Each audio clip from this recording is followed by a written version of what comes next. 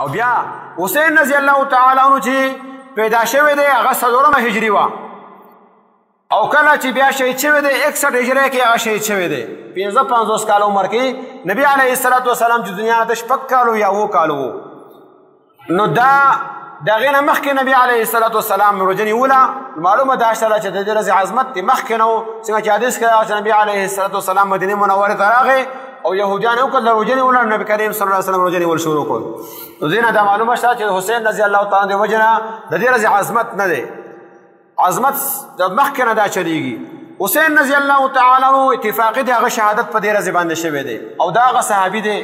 چې نبی علیه الصلاة والسلام فرمایي چې دې زما ګل دی ګل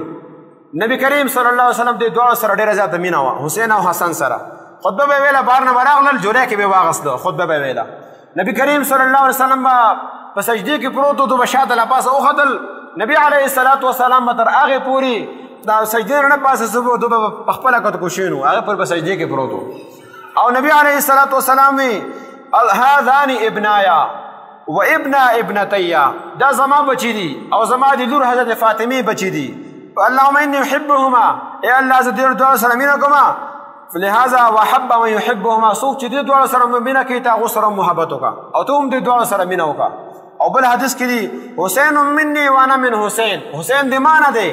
او زه د حسین نه یم دا دواړه نصیب داسې وو چې یو چې کوم دی هغه د نوم نه خپو پورې نبي کریم صلی الله علیه وسلم سره مشابه و او حسن رضی الله تعالی عنہ بل مشر چې کوم هغه د نوم نه سره پورې نبی کریم صلی الله علیه وسلم سره مشابه و نبی کریم صلی الله علیه وسلم شبیه پکې راتله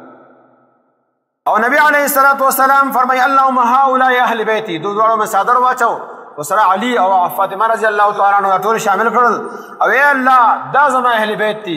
فاذهب عنهم الرجس وطهرهم تطهیرا الله دونه د پریتې لري کې څنګه تا قرآن کې دویشتمې سپارې کې بیان کړی دی یا دا پاک کې دا دواړه چې کوم دی هغه پاک دي او نبی علیه الصلاة والسلام فرمایي ای الله دوسره زما مینه ده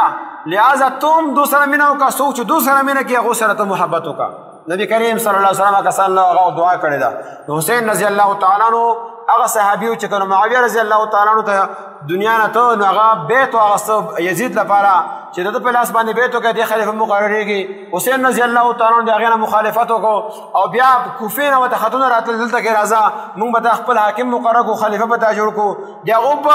بلنې باندې هلته کې لاړ خطونه ورته بې شماره ولېږل او لارې کې دا کربلا په مقام کې واقع پېښه شتله حسین رضی الله تعالی عنہ هغه شهید شو او د هغه سر چې کوم د هغه جدا کړی شو او د هغه سره د هغه د خاندان 72 کسان ماشومان زنانه او صحابه کرام نور هغه شهیدان کړی شلو دا هم د دې میاشتې د تاریخو حسین رضی الله تعالی عنہ سره زموږ مینه هم ده شهادت د وجې نه د چا غم مناول شهادت د وجې نه د چا ماتم کول دا ثابت نه دي که دا ثابت وي ټول نه ګرانه ورځ چې کوم دی هغه دا چې کومې ورځې باندې نبي کریم صلی الله علیه وسلم دنیا نه تللی په هغې ورځې باندې روح بیا هغه ماتم کول پکار دي عمر رضی الله تعالی عنہ دنیا نه تللی هغه هم د شهادت ورځ دا صحابي دی نبي کریم صلی الله علیه وسلم سخر دی بیا په هغې ورځې هم ماتم کول پکار دي د عثمان رضی الله تعالی عنہ د نبي کریم صلی الله علیه وسلم دوهره داماد دی په هغې ورځې باندې بیا هم ماتم کول پکار دي لہذا دغه ماتمې د دې اسلام سره هېڅ تعلق نشته دی